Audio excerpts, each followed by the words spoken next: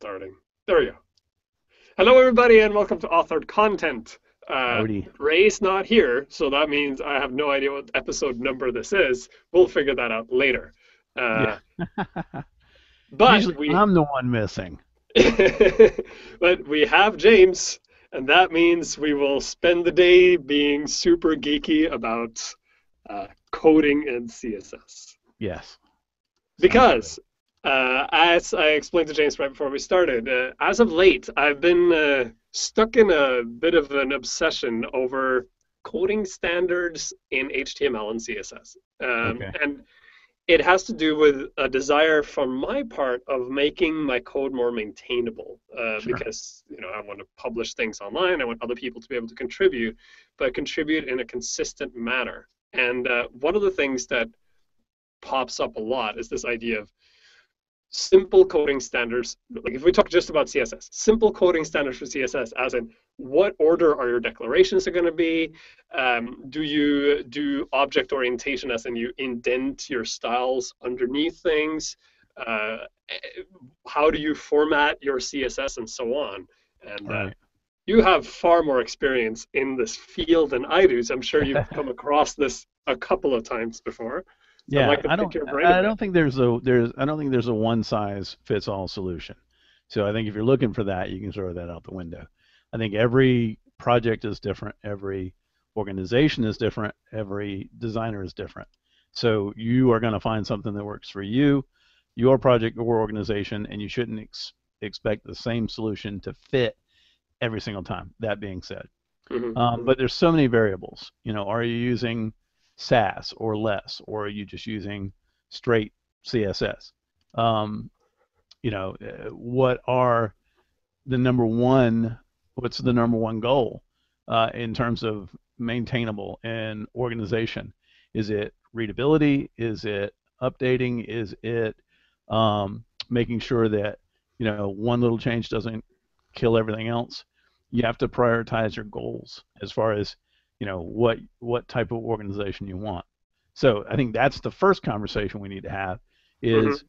you know what you when you say I need to come up with, or when anytime anybody's talking about we need coding standards for this project, you first have to say what are my goals. Yeah. What's the number one thing? Well, that was a question. Okay. So, like I said, for me, Yeah, that was a question. for me, the goal is kind of twofold. As you know, I'm a bit obsessed about things looking proper, which can drive people a little Sure. nuts sometimes.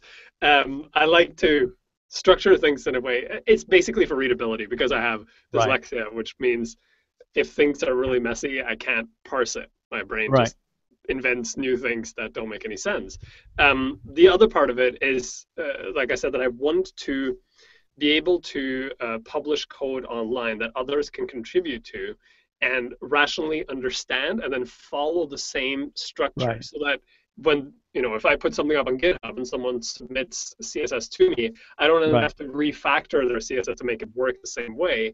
And I need to figure out a way of structuring the CSS in such a way that it logically makes sense so people can Hmm. follow that logic and don't have to go, I don't understand why he's structuring it like this, but Sure. okay, right? Yeah, yeah, that makes sense. Now obviously, in that case, probably a preprocessor isn't what you're looking to do, unless you want to do something like SAS where you're organizing it all in SAS. Because typically, when a preprocessor spits out the finished code, its main goal is to make it as performant as possible. Yeah, so it And concatenates everything, right, and just yeah, squishes it right, together. yeah. So it just squishes it down, and readability is out the window, unless you take it and run it through another script, which eliminates the whole purpose of doing it in the first place. But that being said, um, what you're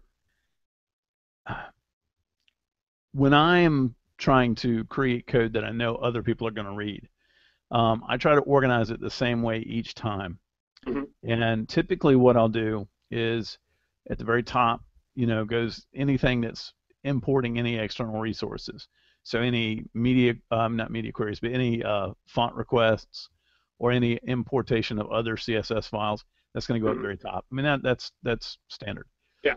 After that, I typically will do any global styles. And what I mean by global styles is I really like to use the cascade. I try to write my CSS so that I'm writing as few rules as possible. So typically, if I'm writing like global style that's going to pass along, uh, default typographic styles and things like that, I'm going to use really high up, low performant selectors. So HTML, body, things like that are passing Hmm. along to everybody. So I'll put those up top. My sort of global styles that are driving the whole thing. And then underneath that, I'll put my global classes. These are classes that I could use anywhere at any time. You might have something like a clear fix. You might have something like specific classes for just some generic styling, things like that that you might apply anywhere. And I'll pretty much organize those next. After that, I typically go through and organize by regions, or I'll organize by content, one of the two. And it really depends upon the type of site that I'm creating. If Hmm. I'm creating a site that has pretty standard structure all the way throughout the site, I'll organize by regions, and I'll start Right. top to bottom. If I am organizing by objects, by content, let's say I'm working on a site where site design is kind of either all over the place, or I have a lot of different modules that come in and out, then I'll organize it via content. Now, organizing it via content is a little more difficult to do because you have to be aware of the cascade. You have to be aware of the CSS rules that says the last rule applied wins. And you have to be very careful to um, uh, avoid any conflicts that might occur. And that can be done a couple of different ways. A lot of people do it by just classing the fool out of stuff, but that's not the efficient way to do it. A more efficient way to do it is to make sure that you have coding standards in your HTML and your CSS so that you know how, a specific product, for example, let's say we're going to do a product description, so that you know how that's going to be structured via HTML. And if you know that, and if you know how everything else is structured, it's really easy to write selectors that aren't going to conflict with each other. Yeah. So just for clarification, Yeah. do you ever write rules that target selectors? What do you Because mean? well, sometimes when you see people write CSS, they write things like div dot and then something else. But Oh, yeah, yeah, yeah, yeah. So element specific sorry, class yes. or ID selectors. Yeah.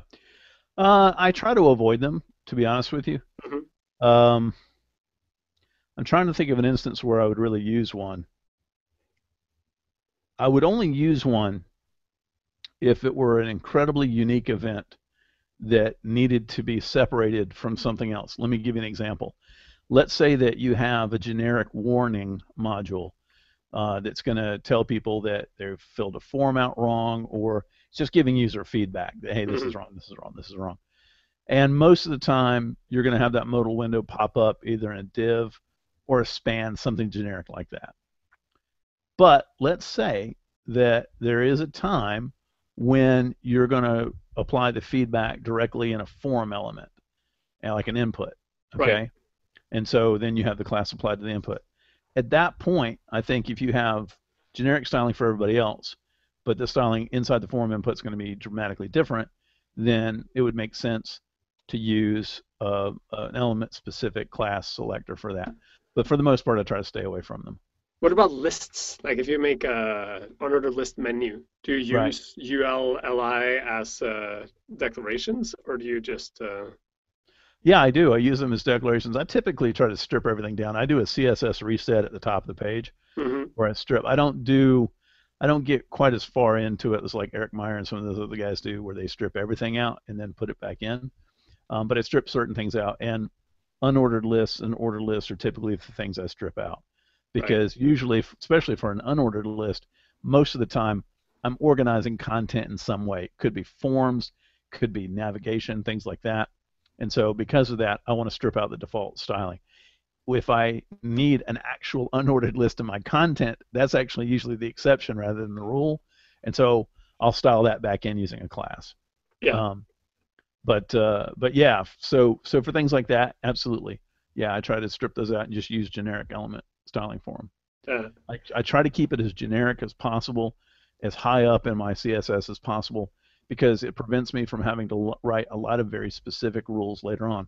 Anytime that you can plan that far ahead, or you understand the structure of the HTML, it's going to allow you to write CSS that you don't have to jump through hoops to maintain, because mhm. you're not going in and just adding more and more classes. I've seen so many sites that over the years you can tell that they can't read the CSS above them. So rather than trying to go back and figure out where the styling's occurring, they just create a brand new class and pop the class in there. And if it doesn't work, they even make it more specific. And it just, that kind of bloat and cruft makes your CSS really hard to work with. So if you can keep it as generic element specific as possible, life's going to be a lot easier for you. Yeah. Yeah, I'm one of those guys that uses the super militant RS, the reset. I actually Right. use a one that's a combination of Eric Myers and a couple of other ones. Yeah. That is just basically, uh, it really just absolutely baselines everything, Right. in a very, very aggressive way. And it also does things like sets all containers to be uh, box sizing border box instead of Right. right to lock everything down. Um, Right. and yeah, it does require that I then have to write some extra stuff to really restyle And everything. that's generally why I don't use sort of that. I call that the nuclear reset option. Yeah. That's generally why I don't, because a lot of the stuff that's in the default styling is there on purpose, and you can take advantage of it. I mean, there's a reason paragraph spacing is the way it is in most browsers, and really, uh, you know, do you have to strip that out? Do you have, I don't think so. I think I just got too frustrated too many times with disagreeing with the browser and having to reset it Sure. anyway that I was like, screw it. I'm just Yeah. starting fresh. I don't want to deal with you guys anymore. I'm just done. And So my thing is I kind of used to do that way. I used to be that way, and I changed entirely one day because I was working on a project and I had just reset everything, and I realized that I was having to worry about how much space was between, you know, basic elements, and I was having to mhm. go back in and put it in there. I was like, wow, my CSS is twice the size that it needs to be. This is something that I didn't care about stylistically. I was going to let the browser handle it, and here I am telling the browser to shut up. I like to try to make my sites work with the user agent as easily as possible, Uh-huh. and because of that, a lot of times I'll allow the default stuff to come through. Now, that being said, I really do like normalize.css. I don't know if you use that a lot. Normalize. I think I took Normalize. part of it out of that. Yes. So what normalize is, and why the gentleman's name is escaping me at the moment. Quick, Nicholas. thank That you. can't be his name. Yeah, That is I always his have. Twitter handle and GitHub handle. I will stash it in the Showcase app. Yes, Please do continue that. talking. Yeah. So normalize. What normalize does, and one of the reasons I really like normalize is all those browser inconsistencies. Normalize kind of does away with them. Um, now it's not huge, but it's not small either if you're going to tack it into your CSS. So what I like to do with it is I've kind of gone through normalize and pulled out the bits I really like, Mhm. and then I have my own sort of CSS reset that I've created, and I combine the two of them together, and that's typically the boilerplate that I start with whenever I do a new project in CSS. So I always do kind of start from the same place Yeah, um, with those in mind, and that's just yeah, because that's how I like to author the CSS. yeah. I also have my own like Right. boilerplate that always starts at the top. Now, you were talking about this idea of modularizing content and like starting at the top and moving down. Have Right. you ever? You must have encountered it at least. This idea of smacks. Oh Uh, yeah, yeah, I was going to actually bring that up. The Jonathan Snook, yeah. who is a really really good guy and a brilliant designer, has this. It's not really a framework; it's a process really Mhm. called SMACS. And Scalable modular architecture for CSS. that's exactly right. Very good. Yeah, and it basically is it's really kind of I guess a style guide is the best way to Hmm. say it, of writing CSS. So it's really just kind of like he wasn't the first guy to say, hey, we should really organize our CSS in specific ways. He wasn't the first guy to say that. Um, but he was the first guy to really um, say it in a way where he was telling everybody kind of how he did it, Yeah. and why it made sense. And so, he talks about the best ways to categorize your CSS, you know, and kind of like his approach, and I'm quoting from memory here, so is he would do things like the base, those sort of global rules that I talked about, sort of the Hmm. base rules, and then he breaks things out by like layout, typography, um, things like that. So I tried organizing that way one time, and it just didn't work for me, just Yeah, because it's so many of my very algorithmic. well, what I found was I was repeating a lot of my selectors because I would, put like little bits of the typography here and little bits of layout here, and it just kind of wasn't working for me. Uh-huh. But I mean, if you begin working that way, or just if you force yourself to work that way, it works pretty well. And I'm always kind of the only guy working on my team, so I know where stuff is. But I could really see the advantages to working this way if you were working on a team, because if somebody says, "Hey, we need to go in and move, the heading down 2 M's or whatever," that's going to be found in layout. So you can just switch right over to layout style, scan for it, find it, change it. So it makes it really easy. Yeah. I've So I like his approach. I think Smax is really well thought out. It's a very mature system because Jonathan's been working on it for a long time, and it's worth, if you're a designer, it's definitely worth picking up. And Nicole Sullivan's object-oriented CSS is another thing you might want to take a look at. yeah, I was Um, gonna I'm it's just digging up all the links here. Yeah, it's oocss.org. oocss.org. Yeah, I've been there too at some point. Let's see. I'll get it up on there.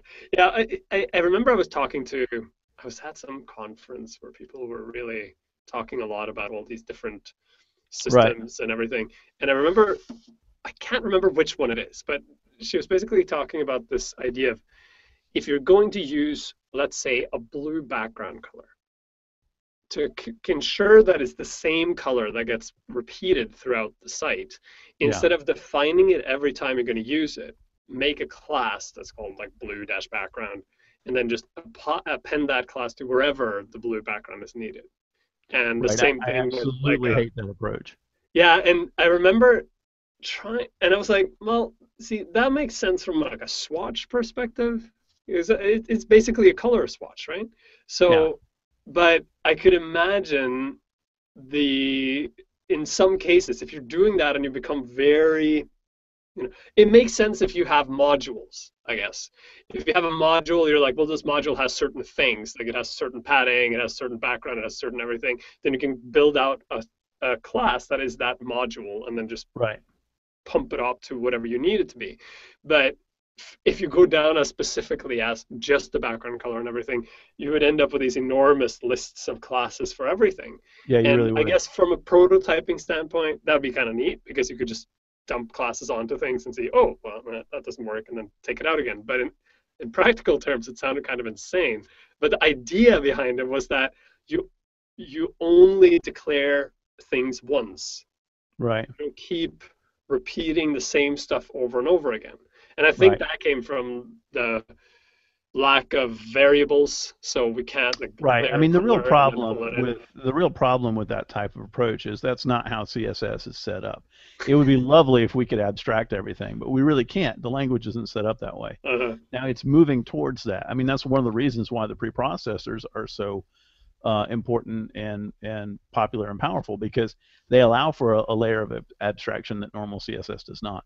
We Hmm. can declare colors and then just say we want to use that one throughout the CSS, and that makes a lot more sense because you make one change instead of 40.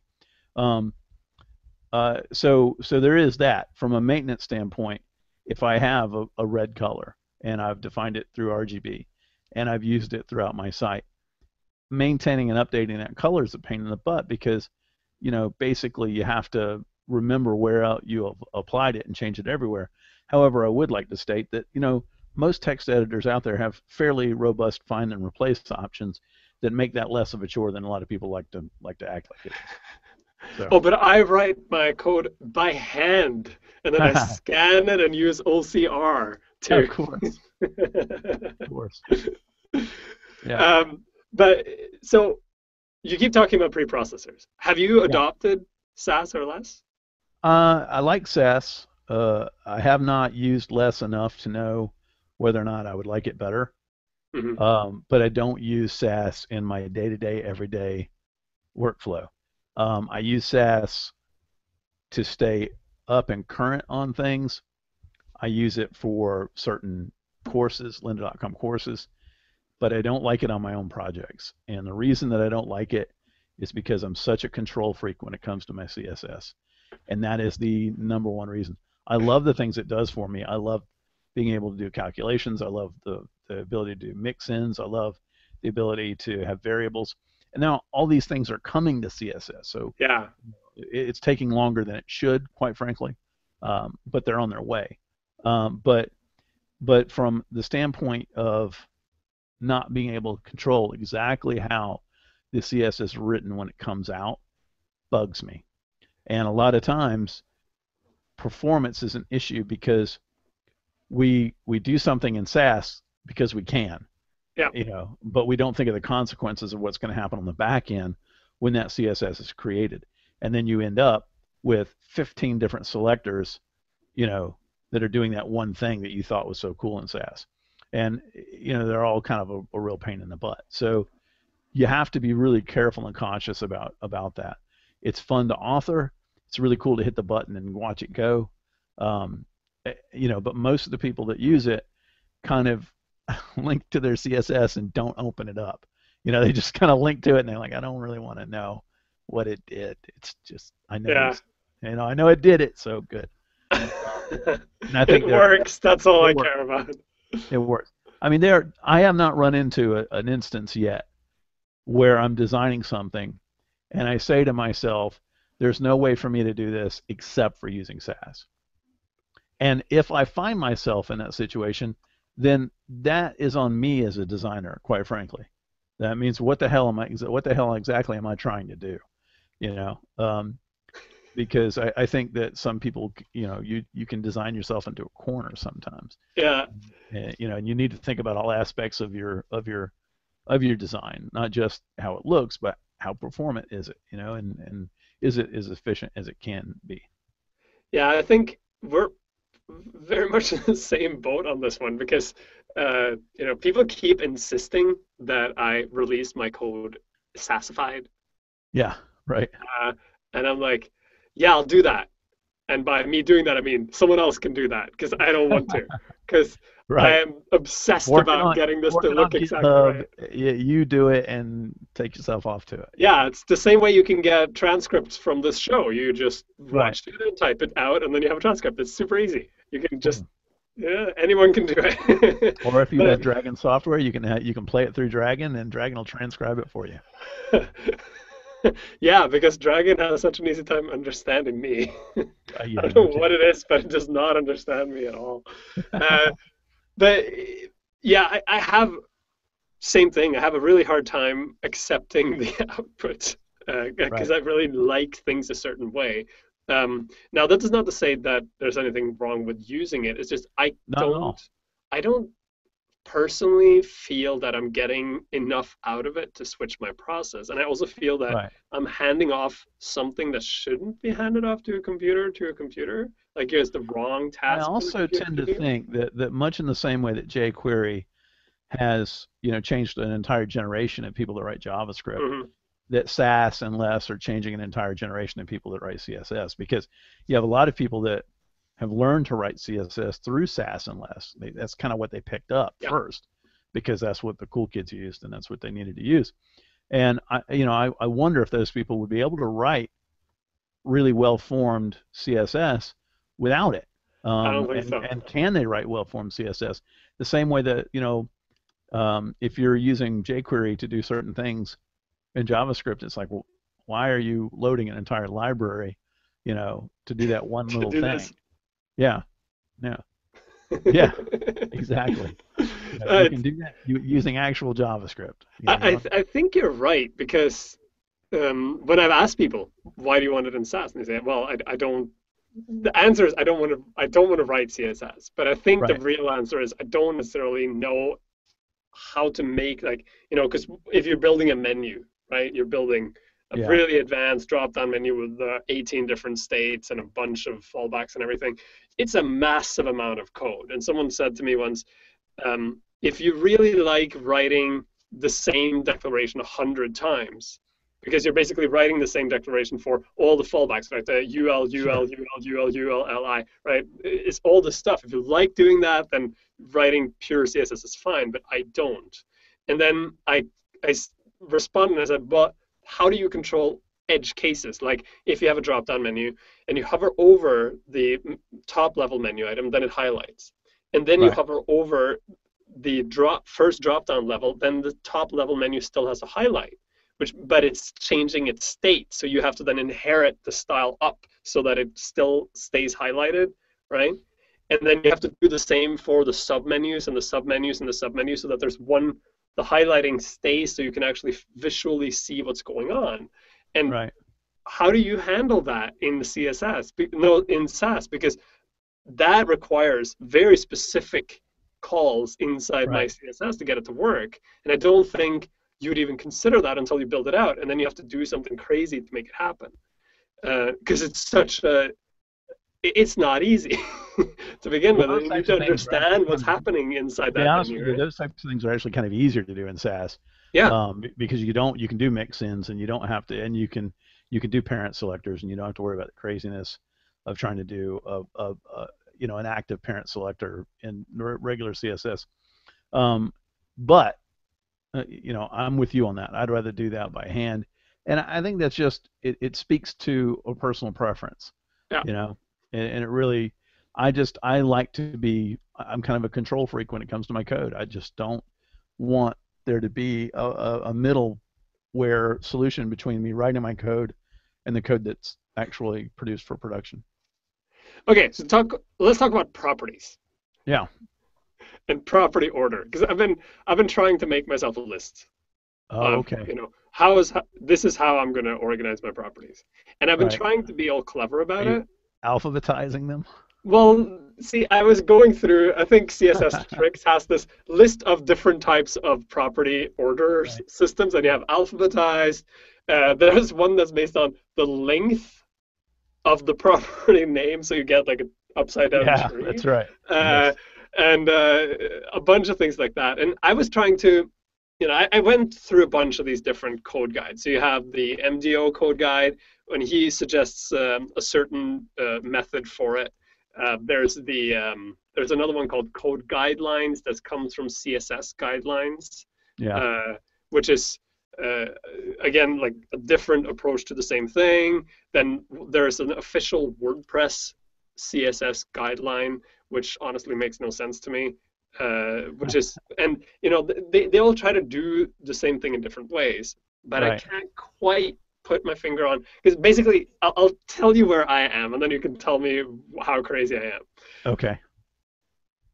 When I think of code that you put into a browser, Yeah. I always think of it as basically it's text, right? You start with just text. Yeah, sure.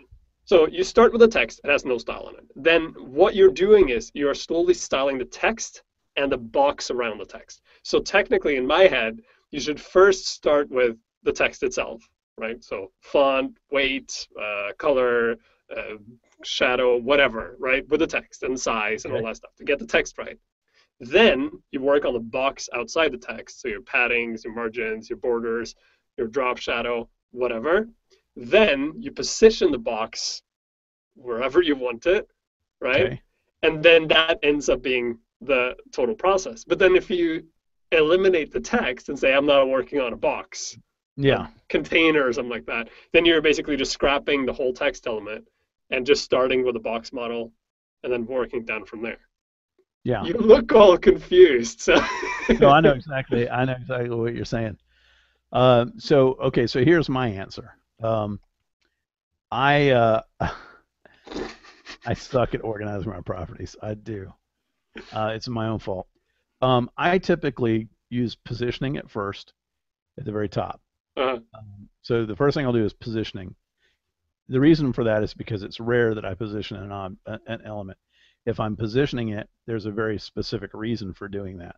So that's at the very top, and that tells me this element is doing something specific within your layout. So positioning is first. The uh, second thing that I do is I do typography. So if there's any typography to be had on that particular element, it comes next. So font sizing, things like that. mhm. Below that will be box model properties, background colors, backgrounds, width, any lengths that are applied to it, that sort of thing. Mhm. So I'll do that, and then any remaining properties usually come after that. The reason for that is because over the years, I have found that when I'm going in and modifying my CSS, I am modifying the typography more often than anything else. Mhm. So I like to put the properties up top that I'm going to be working with the most. And then the properties that are seldom used or I'm not going to use that often, I'll move them down towards the bottom of the stack. Right. So it sounds relatively similar. The Yeah. um, the CodeGuide.co declaration order is positioning. So position, top, right, bottom, left, set, Hey, there you index. go. Yeah, look at that. They're just like me. Then box model. No, So well, maybe display, not. float, width, height, all that stuff. Yeah. Then typographic. So font, Okay. line height, color, text align, da, da, da. And then what he refers to as visual, which is background color, border radius. See, that to me makes no sense because background color, border, to me belongs in the box model Box model. Yeah, it because does. it's still you're still talking about the box. Right. And then he has miscellaneous, which is all this other crazy new stuff like opacity and drop shadows and Right. weird things. But then, like, I'm sure you see where I'm getting all messed Oh up yeah. because I'm reading all these different ones and they're all kind of crazy and they're all thinking differently. And I'm trying to figure out a rational, something that people could understand from a logical perspective. So it Right. sounds like you between MDO and you and me, we're kind of in the same place. We're just coming at it Yeah, from I think slightly so. different. I think you have to definitely organize your properties in terms of how they're going to be used and group them together. I think background, even though it's not part of the box model in the specification, most people group it with the box model. So Well, the I'm, background of the box, right? yeah, yeah. So I mean, I think it fits naturally within that. And then things like things that are seldom used, like animation, drop shadows, like box shadows and things like that. Uh-huh. I think it makes sense to have those more towards the bottom, because you're not going to be using them quite as often. Now, Uh, you know, yeah, go ahead. sorry, finish your thought. I was going to say that gets a little messy when you're dealing with things like doing a linear gradient in a background, and you have to have all these vendor prefixes and craziness. That gets a little messy. And I try to keep that mess towards the bottom, but sometimes you can't. Yeah. So for is there a like from a technical perspective, how this Sure. stuff actually gets processed? Right. I keep when I was working on this, I was thinking, how does this actually get parsed by the computer? Right. What is it doing? Because it needs the content to build the box. That's right. And that's kind of where my rationale came from with starting with the font or starting with typography because that decides how big the box is before anything else can be done. And that's the only thing the browser knows right off the top is the actual content of the box, right? Right. Well, that's a little chicken and the egg. If you want to look at performance, well, I mean, it is because Yeah, that's why I'm you, asking. I'm like, what is actually happening here? Which, from a yeah, Max. computer Okay, so perspective, what is the rational approach? right. So if you really want to, the number one thing that you can do to increase performance in your CSS is write better selectors. That's the number one hit that people take is crappy selectors. Um, Can you just elaborate on that for 1 second? Yeah, sure, sure, sure. So if you're using the universal selector, guess what? Before that can ever be rendered, before anything can ever be done, the browser is going to go through and scan through and find every single one of those elements. When you use descendant selectors, a lot of people have the mistaken impression that it goes from left to right. It doesn't. It goes from right to left. So let's say you have a selector called pound nav space span, because you're styling every span inside your Uh-huh. nav that's with an ID. What it's first going to do is it's going to scan through and find every single span. Then it's going to filter it out by using the ID. It's not first going to Ah, say go look in this area and then find all the spans. It's going to find all the spans and then it's going to look through that ID.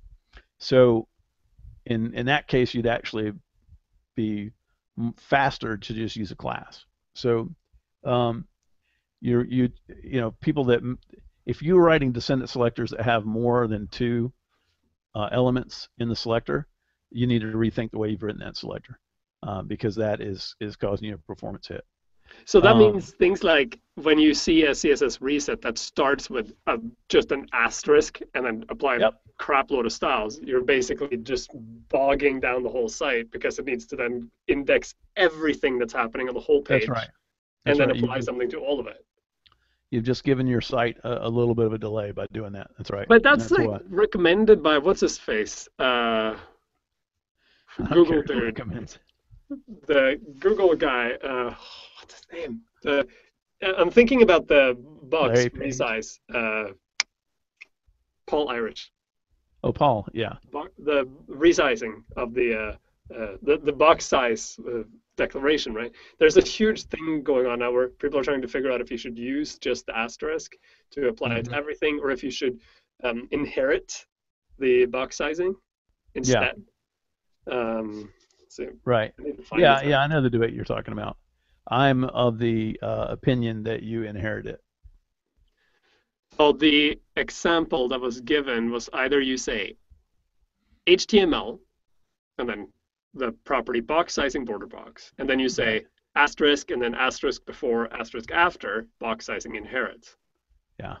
so that you don't declare everything. But that's still doing the same thing though, because not only are you putting an inherited box sizing on every single property, but you're also putting it on every single theoretical before and after property as well.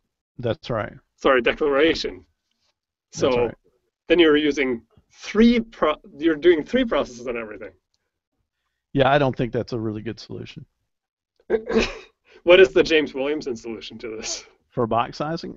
Whenever I want to use box sizing, I'll go ahead and declare it. I mean, it's not the end of the world. If I'm styling an element, uh, if I'm styling an element that needs box sizing, it's really trivial to use that property. I don't Yeah. understand. So don't reset it. Just I think this is kind of a. I know the Polaris started the whole box sizing reset day thing, right? International Box Sizing Day or whatever it Right. was a couple of years ago, and Sounds like a Canadian holiday. yeah, it's a falls along the same lines of Maple Leaf Candy Day and all that other crap. But I'm getting that same feeling that you're saying that I'm not sure force resetting box. But I mean, there's a reason why boxes scale with your padding, right? That's basically what they're trying to fix. Is the box, if you add padding to the box grows in size. So if you have like a 20% box and an 80% box, and you have padding inside the 20% box, then all of a sudden you have more than 100% width, and then everything starts shifting. But this thing that's happening now where everyone is just blanket resetting all box sizing to border box seems to me to be something that should either happen in the browser by default or should only happen at the item level, like what you're saying. Right. Um, yeah, for the most part. Now, I should state that earlier this year, um, Mozilla released a thing where they were talking about how CS performance has changed a little bit, and browsers don't parse them exactly the same as they used to. So things like that are a little bit faster. I need to read up on this, and as a matter of fact, it's funny because I just found a thing that Paul Irish did on CSS performance, but it's from 2011. I'll have to look into that and get back to you. But I would still avoid using the universal selector for that reason. Yep, I would. The stuff I get obsessed with is sometimes I wonder, am I just running down a track that's not going nowhere here? I haven't even I haven't even talked to you about the attribute ordering within things like a link. Right. The logical attribute ordering, because I came across a guide for that too that I completely disagreed with. Because when I write a link, I write A and then Right. the href href. and then the title. Yep. And then a target if necessary, and then I think that's it. But then Yeah, that's about it. and then if I have classes, I actually put the class at the very end. Yeah, I usually do too. Because I want to see where the link is pointing first. But then someone was saying, you should put the classes first and then the link at the end. And then and I saw the same thing with the images, because now that we have these complex image, with the source sets and the sizes and everything, there's a whole new world of craziness that you can do with an image, right? So now, so I was writing image. I'm actually working on a project right now where I have one responsive image as a demo it, and I was writing out, all the different source sets and then all the different sizes, and the image tag becomes, enormous because it's so long. So I ended up, actually, I'll show you. I think I have it open here somewhere. Yes, I do. Okay, hold on one second. So I can show you both what I'm working on. I can show you the code and then what ended up happening with it. So here is the code. If you can see that. Yes, you can. So this is an image, right? Here. Okay. So it starts with the image source, which is just the fallback. Right. And then you have the source set, which declares 3 different images. So there's small, medium, and large from bottom to top. And then you have the sizes, but in this case, the image is just going to be full width no matter what, so it's just set to 100. And then you have the alt tag. But originally, when I wrote this, I had written it like I would normally write it, right? So it was all, you'll see why that doesn't work. It becomes a very stupid, long it's messy. mess. It's very messy. Yeah. And this is a simple one too, because I had another one that was a picture element that was gigantic. And as I was building this, I ended up just naturally doing this and just styling it like this. And then you can imagine on this page, if I had 50 photos, that would be an enormous amount of space that just takes up. Now, the end result of this, let's see, I'll just switch the shared window here for a second to share again to this one. The end result is what you see here. So it's basically, let's see, I need to, there we go. So this is the image, the big Eat Cooking School fall special thing. And if I scale this down, hello, my browser is not happy with me right now. Why is it not working? Not. Maybe I can't resize it because of Hangouts. You're sharing the window? That would be so weird. Hold on. That is weird. I'm gonna. This is the best demo ever. Pop it out into its own window. Yeah, no, I'm gonna open it in Firefox because it has the responsive demo thing. That should work better. So if I put that here and then switch what screen I'm sharing. Come on, computer, work with me here. I need Firefox. Is it this one? No, it's this one. Share. Yes, so if I go, what is it? Oh.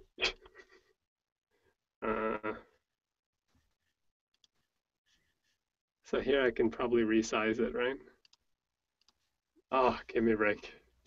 This thing is just not wanting to play with me today at all. Let me Let's guess, it do that swaps out again. the image. Yeah, well, it swaps out the image, Right. at, and then makes it into a different style image, Okay. right? So that it Oh, actually, there we go.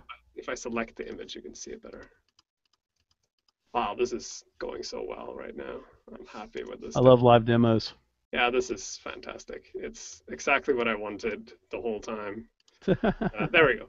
Now I inspect the right element. So big image, smaller Uh-huh. image, Oh yeah. smallest image, right? And that's neat, but uh, actually writing this stuff gets really clunky. I was doing a meetup talk on this idea of responsive images and using source set and sizes within a regular image declaration or using the picture element. And the response I got from almost everyone in the room was like 100 people, and they were all like, "What?" But images are so simple. You just say source, and then you put the image in, and now it's this massive pile of code you have to write every time. And then I said, well, you can automate it. Like you could, if you're using a CMS like WordPress, you could technically automate it, but then you're just basically getting different sizes of the same image with different Right. crops.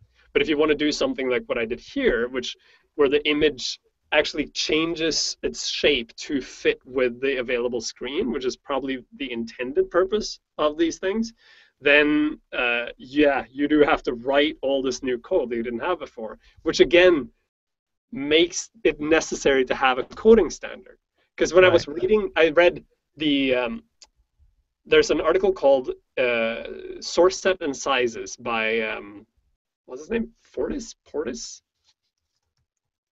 Source Set and Sizes by Eric Portis. He wrote an Okay. article called Source Set and Sizes. And then I also read the examples for the picture fill app, or the picture fill JavaScript library, right? That allows you to use responsive images. And their example code are opposite of each other.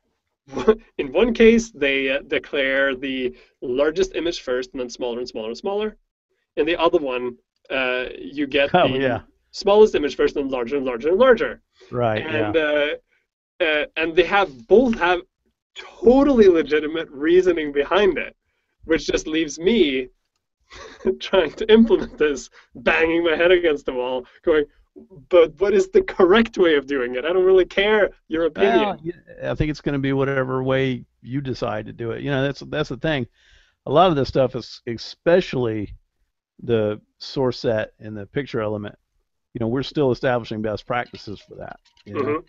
So who knows? Do your own Well, thing. that's helpful. All right. Do Go to the whatever response. you want. Yeah, have you gone to the Responsive Images Group's website? I have. Okay, I and did you read the spec? I abruptly left. I was like, no, no, no. Go I'm read the just gonna. spec and do it however the spec has it. Yeah, That's fine. I'm going to dive deeper into it. Yeah. Someone else was asking me at that thing, is this some? Because I was saying you should really try to do this now, right? Because this is going to be something people want, Right. and then people were like, well, why do I do it if it's not really ratified yet? And I'm starting to adopt the same policy as I had with HTML5, that as long as we don't use it, the browser manufacturers won't consider it important enough to actually roll it out. But if Right. we start using it consistently and in the same way, then the browser manufacturers will start trying to roll it out and realize everyone is using it the same way. So if we do something else, that won't work very well. Right. I believe they call it paving the cow path or something like that. That's exactly right. Yeah. And someone, it's funny when I say things like that because there's some guy in the room who's like, you sound like a bit of an anarchist to me. And I'm like, what? The web is based on this kind of approach. This is how it works. This is not anarchism. This is trying to get people to work together to do something. But all of this example with the responsive images and the CSS and everything, I think for me, it all boils down to this idea that we should be able to write consistent code that people can read. Right. So maybe we should make a code guide together, James. I'm all for it. I'd be happy to do that. Could be fun. Mm-hmm. Yeah. I I might Put our heads send you together. something that I've started working on because that's Okay. I think that could be valuable experience for me because then I can pick your brain even more. Sure, that works. By the way, in case you're curious, uh, in the specification, if for source set, they do the original image and then the 2-time image and the 3-time image and the 4-time image. So So they do it from small to large. that's right. That's in the spec. Right. But it's optional, so it's up to you. Yeah, I wonder if that actually has bearing on how it gets loaded or if it's just I doubt it. I doubt structure. it. Yeah, it's probably structure. Hmm. I need to A ask. consistency of structure. I need to ask questions. Unclear specifications like that with no explanation drive me insane. Yeah. Okay, that is full time for author content. I cannot believe we spent an entire hour talking about CSS. This is Um, so awesome. I've been waiting to have this conversation with you for so long. You have no idea. that was fun. Yes, I truly appreciate your insight, Mr. Williamson. It's Yeah. I feel extremely fortunate to work with you, so I can ask you questions like this and get a response. The feeling is mutual. All right, so for those of you who watch this and want the transcript, like I said previously, you can just write it yourself. It works really well. Or you can try using the Google, no, the Yeah. YouTube transcript function. It's hilarious. You should I love that. totally do it. Especially watch it without listening to what we're saying, because that's even funnier. We are probably not going to be back next week because I am recording in Carp next week, and I will Okay. be probably in a booth yelling at people. Uh, That'll be fun. but we will be back after that. It's possible that Ray might drive the bus and actually get it to come He on air might. anyway. Who knows? He We might. will see. If not, we'll be back in 2 weeks. You can find author Fantastic. content online on YouTube, on Google Plus, and on our website, authorcontent.com. If you have anything that you want us to talk about, you can contact us on the Twitter. My name is Morton. James is James Will Webb because he wills web all the time. It's because James Will was taken. And that asshole has not tweeted once. Somebody got just, it. Somebody got it years ago and squatted on it. They want to sell it to you for $1 million, right? Yeah, jackass. So get in touch with us. Tell us what you want us to talk about. Otherwise, we'll have another talk with Ray about the value of Sass and less, because Oh yeah, he'll there you watch this back and be furious and want to have this conversation all go. over He'll be very angry at me. again. Until then, we will see you again. Thanks for watching, and to be continued. Bye, guys.